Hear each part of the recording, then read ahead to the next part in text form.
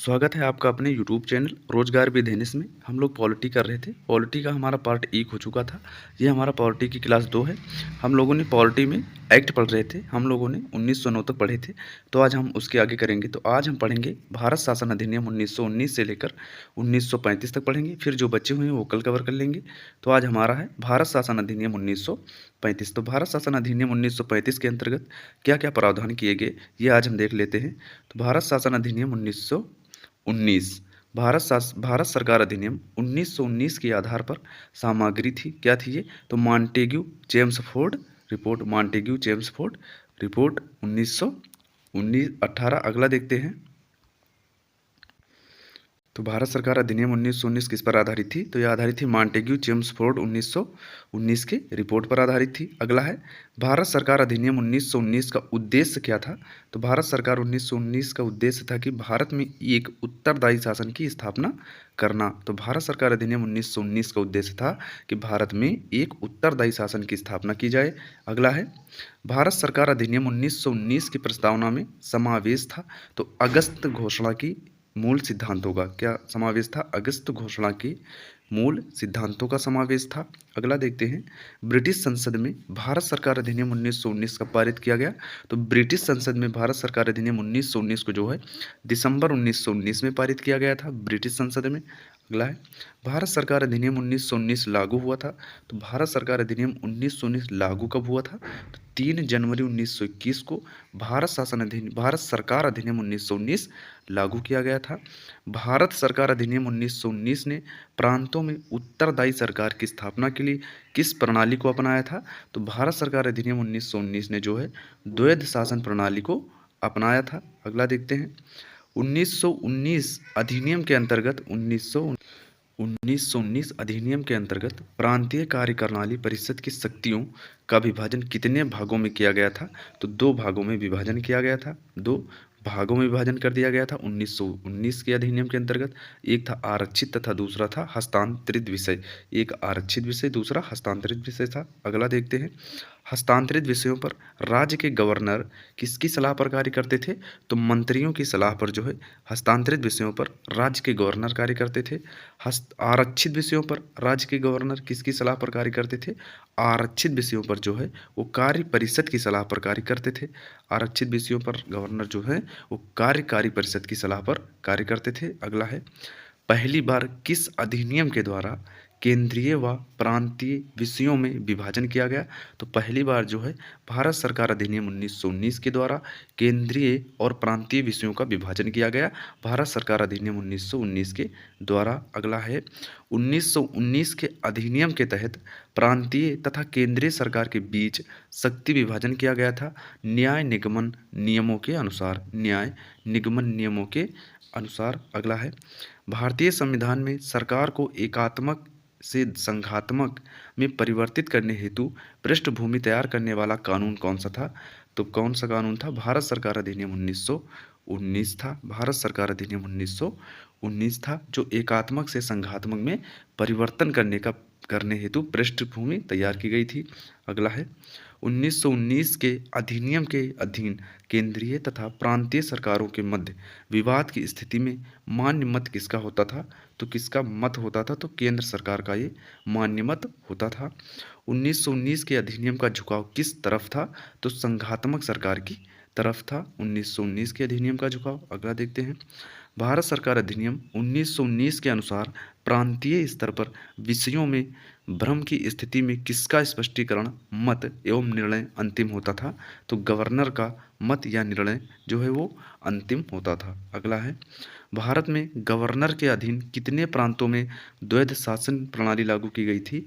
तो 9 प्रांतों में जो है द्वैध शासन प्रणाली लागू की गई थी। भारत सरकार अधिनियम 1919 के अधीन प्रांतों में स्थापित होने वाली विधान परिषदें किस प्रकार की थी? तो कैसी विधान परिषदें थी? एक सदनीय विधान परिषदें थी। एक सदनीय। अगला है किस अधिनियम के द्वारा प्रांतीय विधानसभाओं के लिए पहली बार प्रत्यक्ष निर्वाचन की प्रणाली अपनाई गई थी? तो 1919 के अधिनियम द्वारा जो है पहली बार प्रत्यक्ष निर्वाचन प्रणाली अपनाई गई थी। पहली बार 1919 के अधिनियम द्वारा। 1919 के अधिनियम के अंतर्गत प्रांतों में पृथक निर्वाचन क्षेत्रों की व्यवस्था किन वर्गों के लिए की गई थी? तो कौन से वो वर्ग थे? वो थे सिख, भारतीय ईसाई, यूरोपीय व आंग्ल भारतीयों के लिए। अगला है 1919 के अधिनियम के द्वारा प्रांतीय विधान परिषदों में दलित वर्ग, श्रमिक आदि को प्रतिनिधित्व देने के लिए व्यवस्था की गई थी मनोनयन के द्वारा। भारत सरकार अधिनियम 1919 में प्रांतीय विधानसभा के निर्वाचन हेतु मतदान की शर्तें किस प्रकार निर्धारित की गई थी? अलग अलग प्रांतों के लिए अलग अलग प्रांतों के लिए अलग अलग ये शर्तें जो हैं, ये शर्तें भारत सरकार अधिनियम 1919 में अपन निर्धारित की गई थी। अगला है प्रांतीय विधान मंडलों को प्रांतीय विषयों पर विधि बनाने का अधिकार किस अधिनियम के द्वारा दिया गया था? तो भारत सरकार अधिनियम 1919 के द्वारा ही प्रांतीय विषयों पर विधि बनाने का अधिकार दिया गया था। किस अधिनियम द्वारा प्रतिवर्ष विधानमंडल के समक्ष बजट प्रस्तुत किया जाना अनिवार्य किया गया था? तो 1919 के अधिनियम के द्वारा। वेरी मोस्ट इंपॉर्टेंट पॉइंट है ये।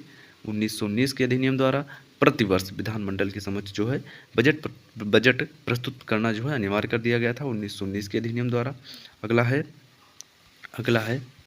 अगला भारत सरकार अधिनियम 1919 द्वारा प्रांतीय विधानसभा का कार्यकाल निर्धारित किया गया था। कितना निर्धारित किया गया? 3 वर्ष निर्धारित किया गया था। अगला देखते हैं 1919 के अधिनियम के अंतर्गत प्रांतीय विधानसभा का सत्र बुलाने, स्थगित करने अथवा भंग करने की शक्ति निहित थी। तो किसके पास थी? गवर्नर में निहित थी, गवर्नर के पास थी। किस प्रांत में द्वैध शासन प्रणाली ने संतोषजनक ढंग से कार्य किया था? पंजाब प्रांत में। अगला देखते हैं मंत्री गवर्नर के प्रसाद पर्यंत ही पद पर रह सकेगा, यह व्यवस्था किस अधिनियम द्वारा दी गई थी? भारत सरकार अधिनियम 1919 द्वारा दी गई थी। भारत सरकार अधिनियम 1919 के द्वारा। अगला है भारत सरकार अधिनियम 1919 के अंतर्गत गवर्नर द्वारा अध्यादेश जारी किया जाने हेतु वांछित शर्त क्या थी? तो वायसराय की अनुमति। क्या शर्त थी? वायसराय की अनुमति थी। किस अधिनियम द्वारा केंद्र में पहली बार द्विसदनीय विधानमंडल स्थापित की गई थी? तो 1919 के अधिनियम द्वारा केंद्र में प्रथम बार द्विसदनीय विधानमंडल स्थापित की गई थी द्विसदनीय। अगला है वो अधिनियम जिसके द्वारा प्रथम राज्यसभा स्थापित की गई। तो भारत सरकार अधिनियम 1919 के द्वारा प्रथमतः राज्यसभा की स्थापना की गई, भारत सरकार अधिनियम 1919 के द्वारा। अगला है 1919 के अधिनियम द्वारा स्थापित राज्यसभा का कार्यकाल निश्चित किया गया था। तो 1919 के अधिनियम द्वारा स्थापित राज्यसभा का कार्यकाल 5 वर्ष निश्चित किया गया था। 1919 के अधिनियम द्वारा विधानसभा में कौन सा प्रस्ताव प्रस्तुत किया जाना अनिवार्य था? तो कर वृद्धि विषयक सभी प्रस्ताव, ये जो आर्थिक बिल था ये जो है विधानसभा में प्रस्तुत किया जाना अनिवार्य था। अगला है 1919 के अधिनियम द्वारा भारत सचिव की परिषद की संख्या पुनः निर्धारित की गई थी। तो कितनी? न्यूनतम 8, अधिकतम 12। अगला है 1919 के अधिनियम द्वारा गवर्नर जनरल की कार्यकारिणी में भारतीय सदस्यों की संख्या पुनः निर्धारित की गई थी। तो पहले 2 थी, 2 से बढ़ाकर क्या किया गया? 3 कर दिया गया था। अगला है 1919 के अधिनियम के द्वारा किन विषयों पर भारतीय परिषद का मत अति आवश्यक था? तो आय, व्यय तथा अखिल भारतीय सेवा संबंधी नियमों पर जो है अखिल भारतीय सेवा संबंधी नियमों पर भारतीय परिषद का मत अति आवश्यक था। किस अधिनियम द्वारा लंदन में भारत के उच्चायुक्त के कार्यालय का सृजन किया गया? तो 1919 के अधिनियम द्वारा। 1919 के अधिनियम द्वारा। किस अधिनियम द्वारा प्रावधान किया गया कि केंद्रीय बजट एवं प्रांतीय बजट अलग अलग पेश होंगे? तो भारत सरकार अधिनियम 1919 के द्वारा केंद्रीय बजट और प्रांतीय बजट अलग अलग पेश होने का प्रावधान किया गया। किस अधिनियम के द्वारा ये पहली बार एक लोक सेवा आयोग की स्थापना की गई थी? तो लोक सेवा आयोग की स्थापना पहली बार हुई थी भारत सरकार अधिनियम 1919 के द्वारा। अगला है भारत सरकार अधिनियम 1919 के अधीन केंद्रीय सरकार में निहित विषय थे। तो कौन कौन से विषय थे? नाविक थे, सेना थे, बाह्य संबंध, भारतीय राजाओं से संबंध, रेलवे, डाक तथा तार, मुद्रा, ऋण आय के साधन, फौजदारी तथा दीवानी कानून, अखिल भारतीय सेवाएं आदि ये भारत सरकार अधिनियम 1919 के अधीन केंद्रीय सरकार में निहित विषय थे। अगला है भारत सरकार अधिनियम 1919 के अधीन प्रांतीय सरकार में निहित विषय कौन कौन से थे? तो स्थानीय स्वशासन, शिक्षा, स्वास्थ्य, कृषि, उद्योग, बिक्री कर, सहकारी समितियां, भूमि कर, प्रशासन, सिंचाई, न्याय, पुलिस तथा कारागार आदि ये प्रांतीय सरकार में निहित विषय थे। अगला है 1919 के अधिनियम का किन लोगों द्वारा स्वागत किया गया? तो कांग्रेस के मध्य मार्गियों द्वारा जो है 1919 के अधिनियम का स्वागत किया गया। मूडी मैन समिति किस लिए गठित की गई? तो 1919 के अधिनियम की जांच करने हेतु मूडी मैन समिति गठित की गई थी। अगला है, भारत का गवर्नर जनरल राज भी करता है और शासन भी, ये कथन किसका है? भारत का गवर्नर जनरल राज भी करता है और शासन भी करता है, ये कथन किसका है? तो 1919 के अधिनियम द्वारा गवर्नर जनरल को दिए गए विशेषाधिकारों के संदर्भ में। अगला था, किसने कहा था कि 1919 का अधिनियम भारतीयों के लिए बेड़ियों का नया जाल था? तो ये किसने कहा? सुभाष चंद्र बोस ने कहा था। अगला है, किसका कथन है कि जेम्स फोर्ड सुधार भारत के आर्थिक शोषण तथा उसे परतंत्र बनाए रखने की प्रक्रिया के ही अंग थे? तो ये कहा था महात्मा गांधी ने। अगला है, भारत शासन अधिनियम 1935। अब हम लोग पढ़ेंगे भारत शासन अधिनियम 1935। भारत शासन अधिनियम 1935 के अंतर्गत क्या क्या प्रावधान किए गए थे? तो भारत में उत्तरदायित्वपूर्ण शासन की स्थापना के संदर्भ में अंतिम महत्वपूर्ण अधिनियम कौन सा था? तो ये भारत सरकार अधिनियम 1935 था। अगला है, ब्रिटिश संसद ने भारत शासन अधिनियम 1935 कब पारित किया गया? तो अगस्त 1935 में जो है पारित किया गया था। भारत शासन अधिनियम 1935 की प्रमुख विशेषताएं क्या हैं? तो भारत में सर्वप्रथम संघात्मक सरकार की स्थापना, प्रांतों में स्वायत्त शासन की स्थापना और केंद्र में द्वैध शासन की स्थापना, ये प्रमुख विशेषताएं थी भारत शासन अधिनियम 1935 की।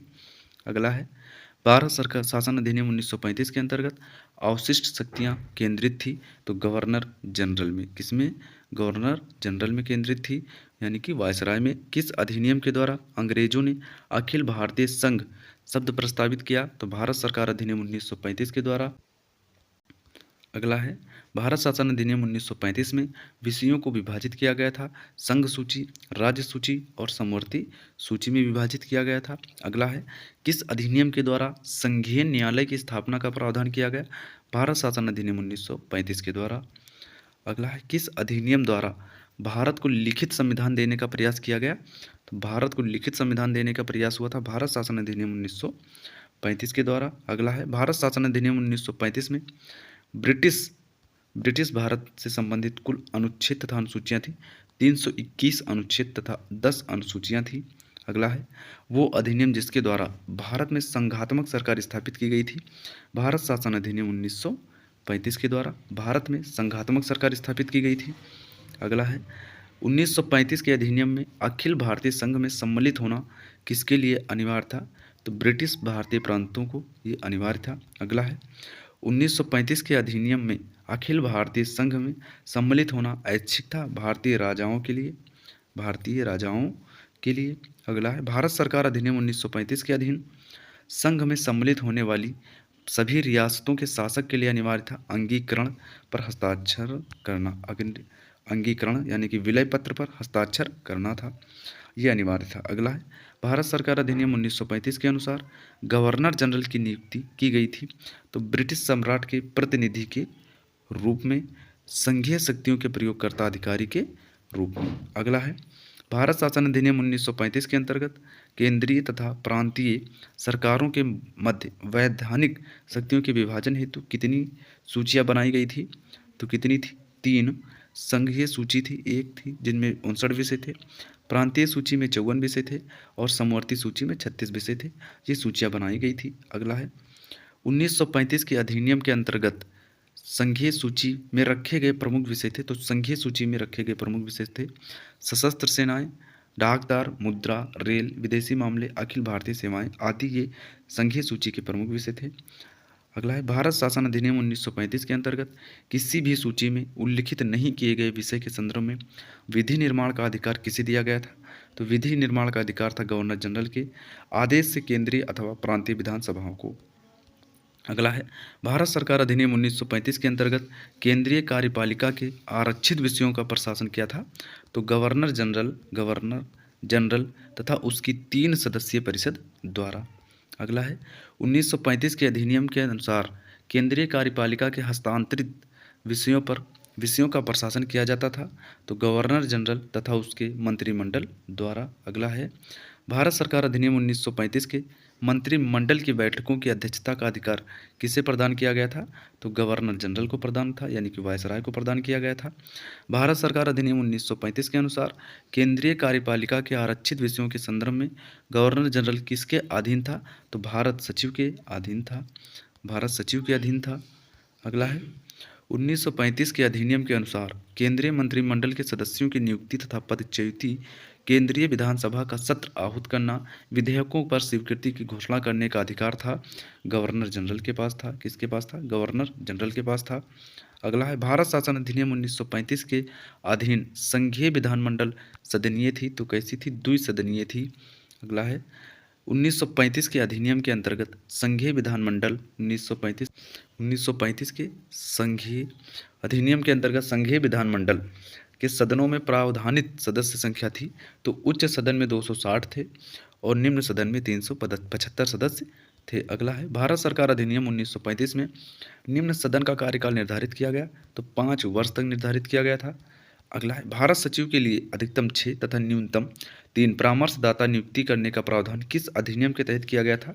तो भारत सरकार अधिनियम 1935 के तहत किया गया था, भारत सरकार अधिनियम 1935 के तहत। अगला है भारत सरकार अधिनियम 1935 में संशोधन अथवा परिवर्तन की शक्ति निहित थी, तो ब्रिटिश संसद को निहित थी।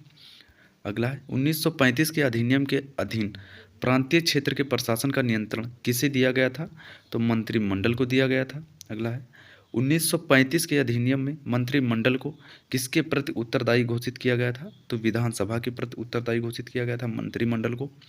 1935 के अधिनियम के तहत प्रांतीय विधानसभा के कार्य संचालन संबंधी नियमों का निर्माण करता था, तो कौन करता था? गवर्नर करते थे। अगला है 1935 के अधिनियम के अनुसार प्रांतीय विधानसभा में अनुदान मांग रखने हेतु किसकी अनुमति आवश्यक थी? तो गवर्नर की अनुमति आवश्यक थी। अगला है 1935 के अधिनियम के द्वारा किन प्रांतों में द्विसदनीय विधानमंडल की व्यवस्था की गई थी? तो कौन कौन से प्रांत थे? बंगाल था, बिहार, असम, बम्बई, मद्रास तथा संयुक्त प्रांत यानी कि उत्तर प्रदेश। अगला है भारत सरकार अधिनियम 1935 में अंतर्निहित अनुदेश पत्र को भारत के संविधान में किस रूप में समाविष्ट किया गया था? तो राज्य के नीति निदेशक तत्व के रूप में जो है समाविष्ट किया गया था, राज्य के नीति निदेशक तत्व के रूप में। अगला है 1935 के अधिनियम के अनुसार केंद्रीय विधायिका के दोनों सदनों में किसी विधेयक के संदर्भ में मतभेद की स्थिति में उसे सुलझाने के लिए किसके द्वारा दोनों सदनों का संयुक्त सत्र आहूत किया जा सकता था? तो गवर्नर जनरल वायसराय के तहत। अगला है 1935 के अधिनियम के अधीन संघ तथा इसमें सम्मिलित इकाइयों के मध्य संवैधानिक विवादों के निपटारे हेतु किस न्यायालय की स्थापना की गई थी? तो फेडरल न्यायालय की स्थापना की गई थी। अगला है संघ सरकार द्वारा राज्यों को आदेश देने का विचार भारत के संविधान निर्माताओं ने किस अधिनियम से प्राप्त किया? तो भारत सरकार अधिनियम भारतीय अधिनियम से 1935 के भारतीय अधिनियम से। अगला है 1935 के अधिनियम द्वारा स्थापित होने वाले फेडरल न्यायालय में न्यायाधीशों की संख्या क्या थी? तो एक मुख्य न्यायाधीश थे तथा 2 अन्य न्यायाधीश थे। अगला है 1935 के अधिनियम के अंतर्गत स्थापित फेडरल न्यायालय के न्यायाधीशों की नियुक्ति किसके द्वारा की जाती थी? तो ब्रिटिश सम्राट के द्वारा न्यायाधीशों की नियुक्ति की जाती थी। 1935 के अधिनियम के अधीन स्थापित फेडरल न्यायालय के न्यायाधीशों की सेवानिवृत्ति की आयु निर्धारित की गई 65 वर्ष। कितनी? 65 वर्ष। 1935 के अधिनियम द्वारा स्थापित फेडरल न्यायालय को प्राप्त अधिकार थे, तो प्रारंभिक अपीलीय तथा परामर्शदात्री ये अधिकार प्राप्त थे। अगला है 1935 के अधिनियम के अंतर्गत गठित फेडरल न्यायालय के निर्णयों के विरुद्ध अपील की जा सकती थी, तो कहाँ की जा सकती थी? प्रीवी काउंसिल में। प्रीवी काउंसिल में। किस अधिनियम के द्वारा संवैधानिक निरंकुशता का सिद्धांत प्रवृत्त किया गया था? तो भारत सरकार अधिनियम 1935 के द्वारा। किस अधिनियम के द्वारा बर्मा तथा अदन को भारत के शासन से पृथक कर दिया गया था? तो भारत सरकार अधिनियम 1935 के द्वारा। अगला है वर्ष 1935 के अधिनियम के बारे में किसने कहा था कि एक कार जिसमें ब्रेक तो है पर इंजन नहीं? तो किसने कहा? ये कथन किसका था? जवाहरलाल नेहरू का था। अगला है पंडित जवाहरलाल नेहरू ने किस अधिनियम को गुलामी का अधिकार पत्र या दास्ता का आज्ञा पत्र कहा था? तो ये था भारत सरकार अधिनियम 1935 को। अगला है किस वायसराय ने कहा था कि भारत शासन अधिनियम 1935 इसलिए पास किया गया क्योंकि हम समझते थे कि भारत पर अंग्रेजी प्रभुत्व बरकरार रखने का ये सर्वोच्चतम तरीका है, सर्वोच्च तरीका है। लॉर्ड लिन लिथगो ने ये कहा था। अगला है 1919 का अधिनियम भारतीयों के लिए बेड़ियों का नया जाल था। ये कथन किसका था? ये कथन था सुभाष चंद्र बोस का। ये कथन था सुभाष चंद्र बोस का। अब हम पढ़ेंगे, इसके बाद पढ़ेंगे क्रिप्स मिशन 1942। अब हम कल पढ़ेंगे क्रिप्स मिशन 1942। आपको वीडियो पसंद आया हो दोस्तों तो चैनल को सब्सक्राइब कर लें और लाइक करें। Thank you.